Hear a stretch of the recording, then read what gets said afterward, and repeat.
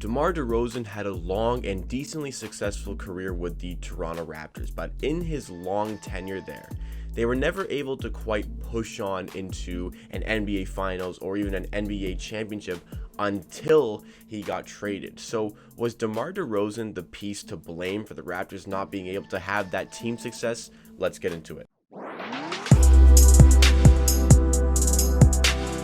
Welcome to Amateur Hour Sports, where we just hit 500 subscribers and are trying to push on to 600 subscribers. So if you are new to the channel and you like what you see at any point, you want more NBA content with a focus on the Toronto Raptors, make sure you hit the subscribe button to stay up to date with all the future videos. But on to today's topic, talking about DeMar DeRozan.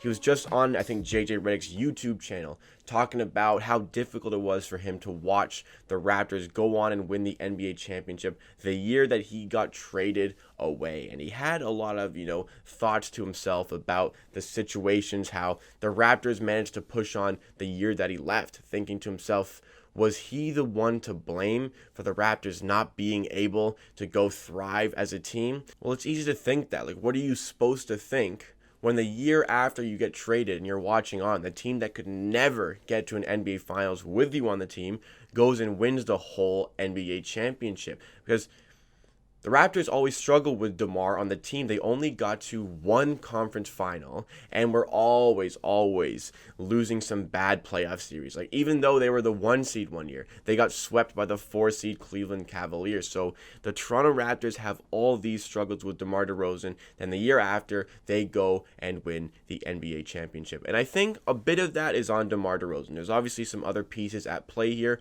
but there is a bit on DeMar DeRozan because there's all these jokes about DeMar DeRozan not being able to perform in playoff scenarios, and they're accurate. Those jokes are there because it is accurate. DeMar DeRozan, sure, some of it is down to coaching, but DeMar DeRozan typically underperformed in playoff scenarios. When the Raptors needed him to hit big shots in the clutch scenarios, DeMar DeRozan was not the guy to do that. We traded him for a guy who was doing that, who was hitting those clutch shots in those big moments. And I've got pictures of it right behind me here. Kawhi Leonard in Game 7 against the Philadelphia 76ers. That is the difference that these big superstar players can make, and DeMar DeRozan was not the guy to do that.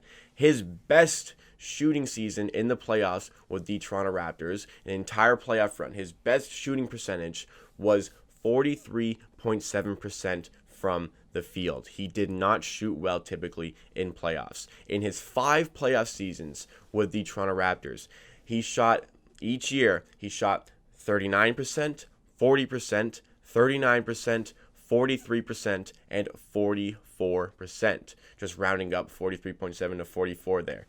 So always underperformed from the field with his shooting percentages in the playoffs. When his volume went up in shooting because it was playoff time, he gave the ball to the best players, DeMar DeRozan started to falter, and that was apparent. It was noticeable. Kyle Lowry, who had good playoff performances, his image was kind of brought down as a result of DeMar DeRozan's poor play in the playoffs. But it's not just on DeMar DeRozan. There's other guys at play here, like Dwayne Casey. Dwayne Casey ran an ugly style of basketball for the playoffs. He ran ISO ball. You give the ball to DeMar, you let him ISO.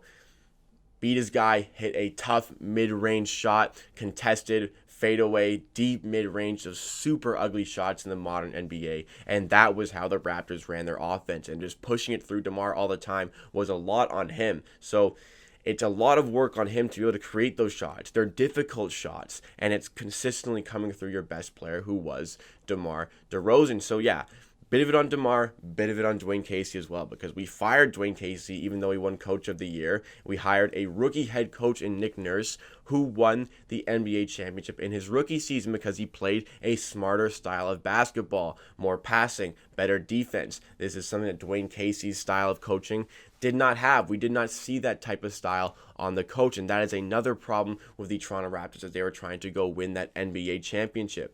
Not just DeMar, but also on Dwayne Casey. Also, when you look at the teams, the Raptors, when they won the championship, just had a better team than when they had DeRozan on the team. I mean, in that big blockbuster trade, DeRozan and Jakob Poeltl went to the San Antonio Spurs. The Raptors received Danny Green and Kawhi Leonard. So looking at the team, Danny Green was a big upgrade. I mean, he struggled a little bit in the playoffs, but Danny Green was a big upgrade throughout the season at the shooting guard position, allowing Fred VanVleet to be a formidable sixth man in the playoffs. Danny Green was elite 3-and-D during the season. Again, faltered near the finals, but still a great player to have. Kawhi Leonard, huge upgrade on Demar DeRozan. We don't need to have a discussion about that scenario there. And then Marc Gasol. I talked about Marc Gasol earlier in the week. That trade involving Jonas Valanciunas, DeLon Wright, and CJ Miles for Marc Gasol.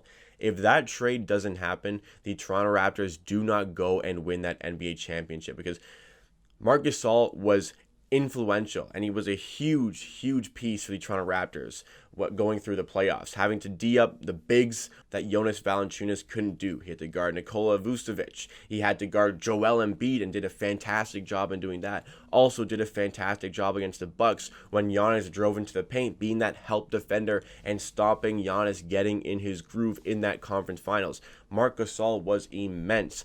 The team was just simply that little bit better, but also having Kawhi Leonard, that guy to make those big shots, was key for the Raptors going to win that championship, because DeMar DeRozan was not the guy who would typically be hitting those shots. So as far as it goes for DeMar DeRozan feeling a bit of blame for the Raptors not having success with his time in Toronto, yeah, he can feel a little bit to blame, because in playoff scenarios, typically the team with the best player on the court wins the playoff series, and you see it all the time. Like, you saw it when the Clippers played the Nuggets this year. The best player on the court in most scenarios was Jamal Murray, and if it wasn't Jamal Murray, it was Nikola Jokic, and because of that, the Nuggets reversed a 3-1 series lead for the Clippers and went to the conference finals. When the Raptors needed DeMar DeRozan to be the best player on the court, he simply was not, and it helped that the Raptors won the championship in the first year that they did not have to go through LeBron to get there. And obviously, LeBron is a tough guy to get through. DeMar DeRozan talked a lot about LeBron on that episode as well. But at some point, like when you're the 1 seed, at some point you can't let one guy just stop you over and over and over again. But that's, a testament to the greatness of LeBron James. But regardless, at some point, you had to push on as a team and get over the line, and the Raptors were just simply never able to do so. And yeah, I get that, maybe if DeMar DeRozan was there the season without LeBron, maybe it's a little bit different. Maybe we'd never even make the trade. But regardless, I think at some point your team has to figure out a way to get past a guy like LeBron. Even though he is as great as he is, at some point, you guys need to figure it out. If I could go back and not make that trade, I definitely wouldn't. I think that trade needed to happen for the Raptors in order to win a championship. Because when your organization has the ability to go make a move to go put you in a position to win a championship, you have to make it. Even if it sacrifices a bit of the future part of your franchise, if you can make this one move to put you as a contender to win that championship, you have to make it. Because it is so hard to win that NBA championship. There are so many factors that go into winning that NBA championship. Like, look at the Utah Jazz in the 90s with John Stockton and Karl Malone, two of the best players to ever do it. They made the playoffs, I think, like 18 years in a row.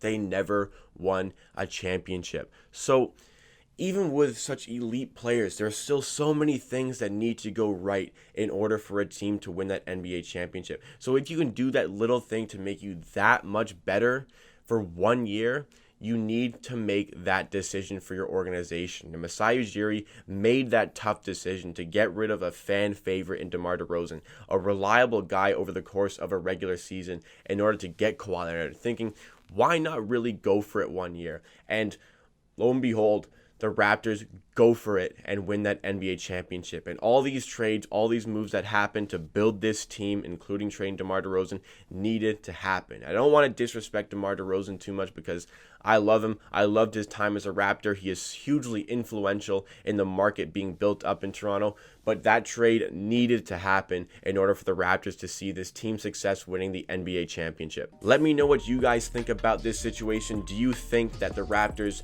needed to make that trade to win the championship? If you could go back, would you reverse it? Would you not make that Kawhi Leonard trade? Let me know in the comments down below what you think about DeMar DeRozan's situation here. But that is the end of this video. Thank you so much for watching. Please like the video if you are still here, and subscribe to Amateur Hour Sports for more content just like this.